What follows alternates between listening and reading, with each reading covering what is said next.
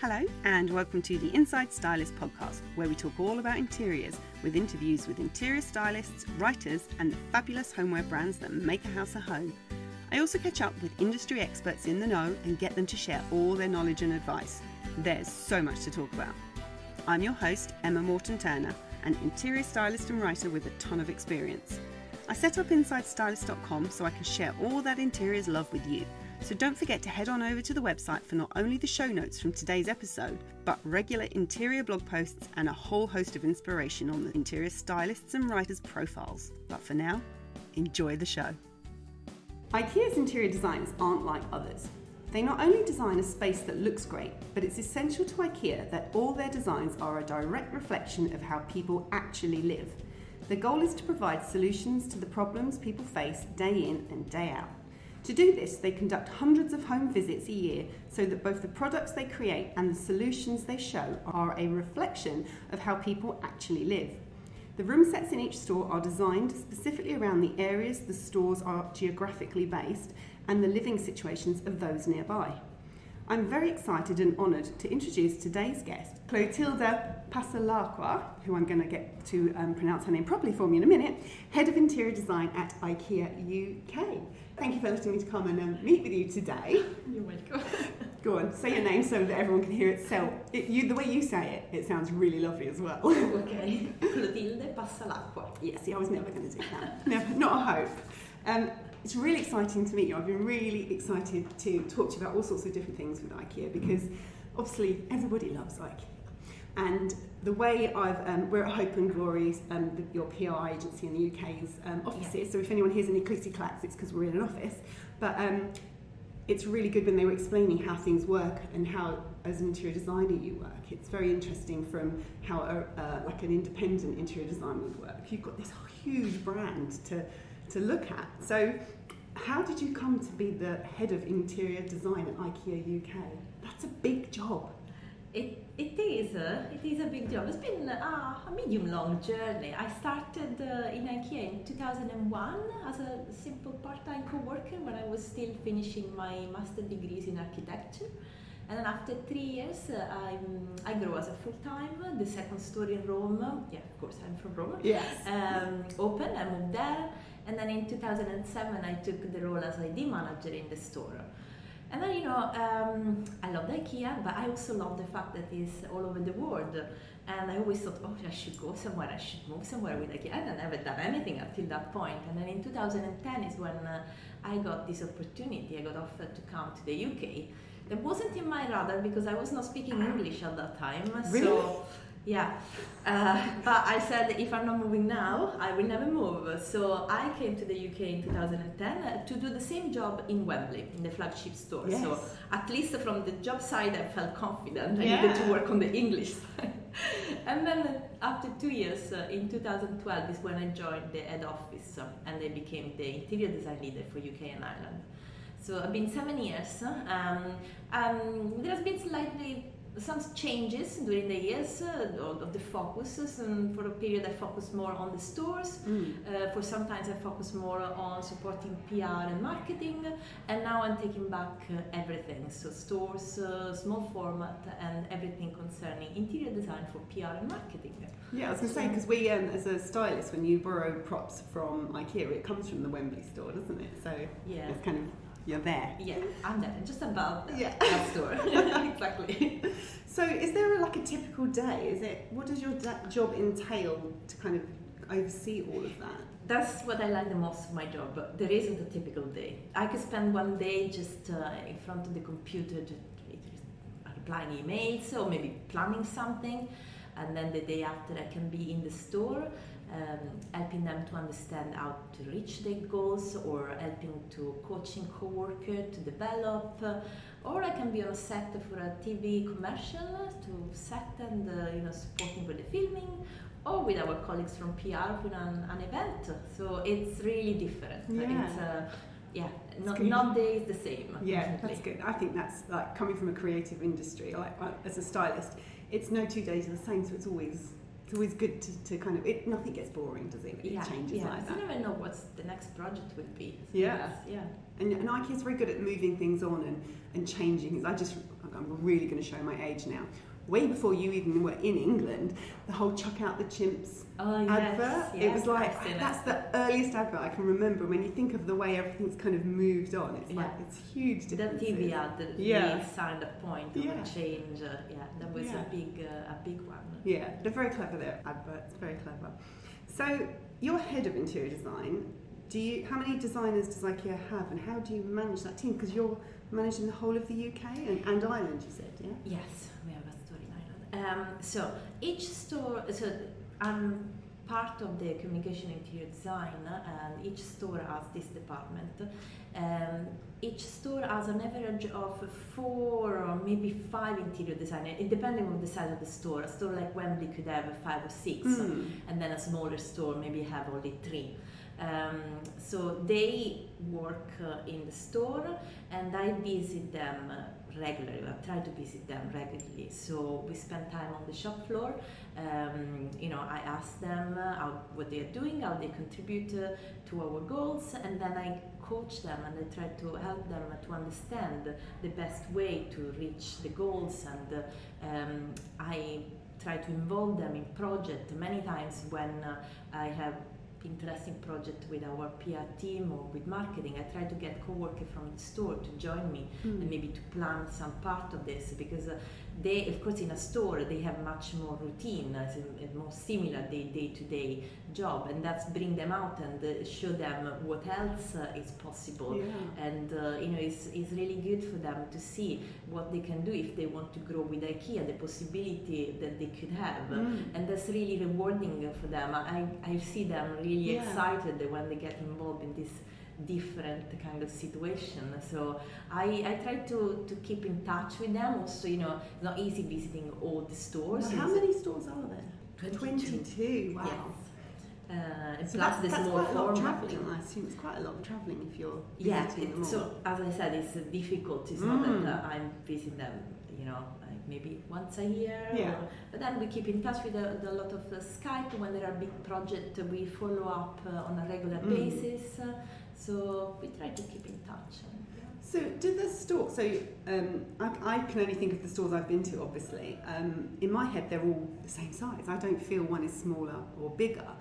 So as a customer I don't know if that's something that you would see, but do they all have the same brief, the same set? So what I'm thinking is that when I was at uni, I worked at Gap, and we would send a picture of what each section of the shop needed to look like, and obviously bigger shops had extra sections and others had smaller, but we had to make sure some t-shirts were front facing and the jeans were folded in a certain way. Is it the same with IKEA? Do they have kind of set ideas of what the rooms look like?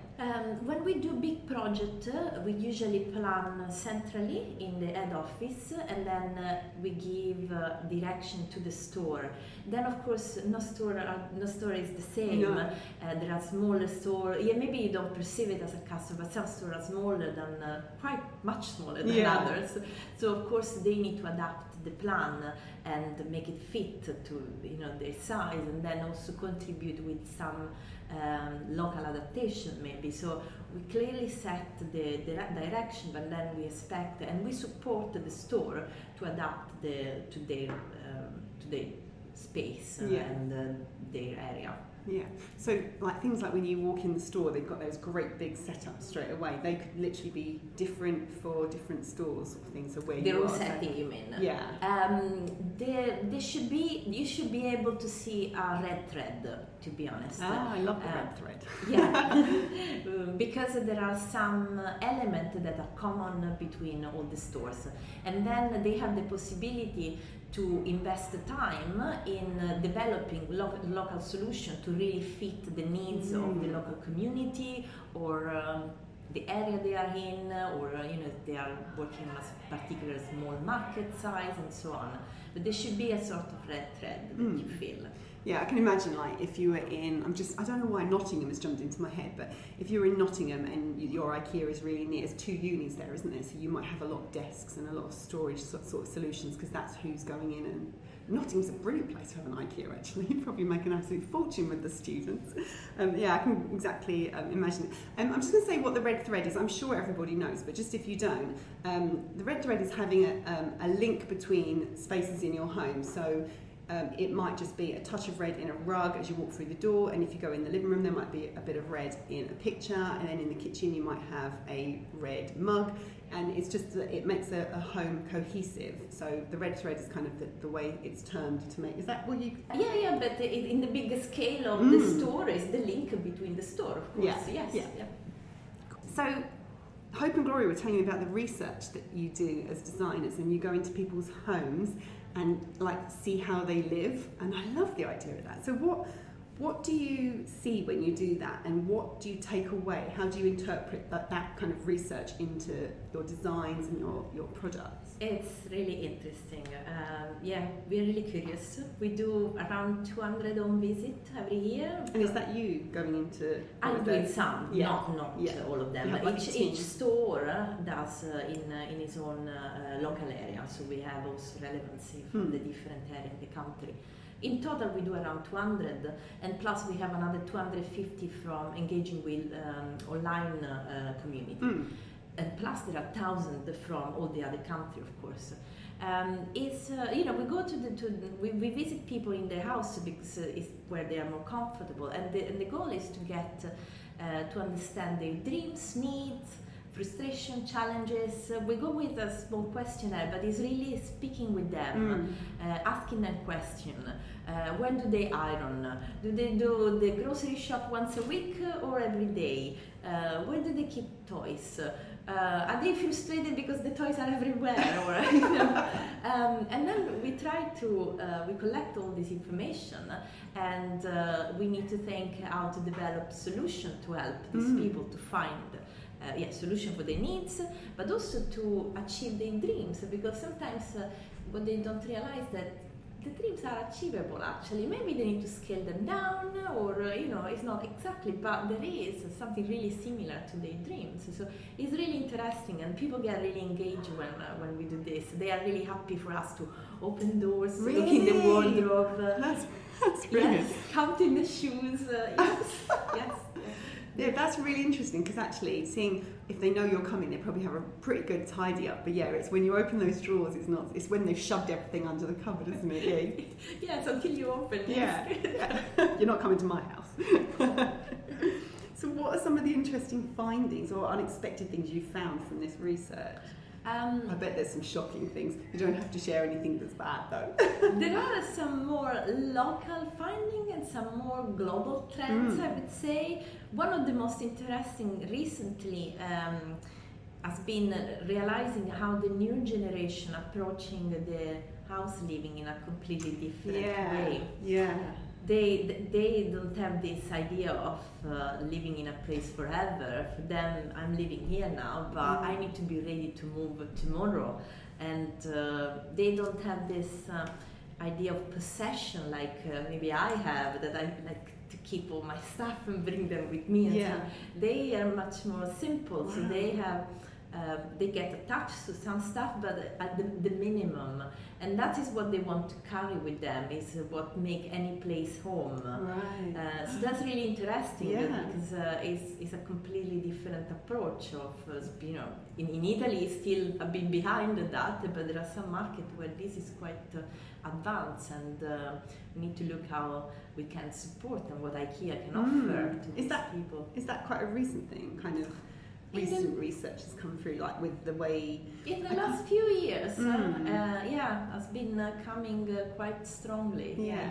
Yes. When I was thinking about this question, I was thinking about the way my home is very different from how I grew up. In that, before we started recording, I was saying I've got two daughters who are 13 and 16, and they don't sit and watch TV in the living room, ever. Yeah. I don't actually sit and watch TV in the living room anymore. And when I was a kid, we'd sit down and watch EastEnders or Coronation Street or whatever my mum was into at the time, and we'd sit down in the evening and we'd watch TV. We never do that. We actually, I think we're quite rare. We sit down and have dinner. It's almost like I'm giving you my research here now. We have dinner together, and we all have a good family time and laugh. And then my husband and I, we do our evening things, and my daughters literally help clear and they get up and they go into their rooms and they do homework and Instagram and YouTube, and they don't watch TV. They watch either Netflix and Amazon sort of programs they want to watch streaming to their needs, and they'll watch people on YouTube that they can connect with. So it must affect how people shop for their homes and their living rooms. That's quite typical with teenagers who want to have their own space, and they want to not create a barrier, but sort of. Oh no, there's a barrier. Let's call it what it is. So that's really common, and we found it. And what else is happening with maybe with younger kids, for example, is the same situation. Maybe the family had dinner together. Maybe the younger ones stay in the living room, but each one is doing something else, something different. But so together. Yes, exactly. Maybe the father is listening to music with the headphone, and one of the kids is on the iPad. The other one maybe is reading a book. So they're all together, but each one is focusing in his own activity. Yeah. So that's very interesting. It's like, because obviously, because my kids are older, you don't think of how they do it as smaller. You just assume that they're little. Like when mine were little, we did watch TV together, but now everyone's moving on, aren't they? Digital and all that. So when you get all this information, how do you turn that into, what do you do with it at Ikea? Is it about the room sets, or is it about products? It's about both, because sometimes it could be as easy as translating a solution in a room setting, and sometimes it could be a bit more complex, like in this more global trend of people moving a lot. We developed, like for example, one of the latest collection on Butte has been developed exactly thinking on this, because people want to move in an easy way. So we develop products that can be easily folded, packed back, and or on wheels. They are light. So to try really to help them to not, to move in a sustainable way if you want. A couple of years ago we had the first collection, I think, that was going in that direction, that was Ikea PS, but Umbud is definitely the latest one. So there is a lot of work done after we get all this inside to try to find out if we have something already in the range and then just how we display it, or something need to be developed because a new needs in the global market is coming out. Yeah, because I didn't know that people, that was the mentality of moving regularly, and it is a case of if you've got something quite large, how can it be taken apart and put back together again? It's not, I mean, for shoots you build things and then they usually go like still built, but it's not always that easy. No, and many of our products of course can be repacked, but it's not easy, as you said. You have a 3-meter packs wardrobe. It's not easy. Pack it, dismantle, pack it back, keep all the pieces to put it back together somewhere else. So finding a product that can be easily maybe just folded, or that's brilliant.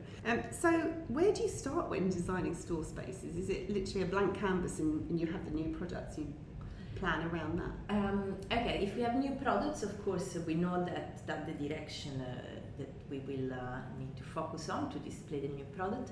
The first things I will always do is, and I always teach the co-worker to do, is to start with a mood board, a visual identity of the space. For me, that's the most important piece of any kind of plan, from a really tiny room set for a big TV set or whatever.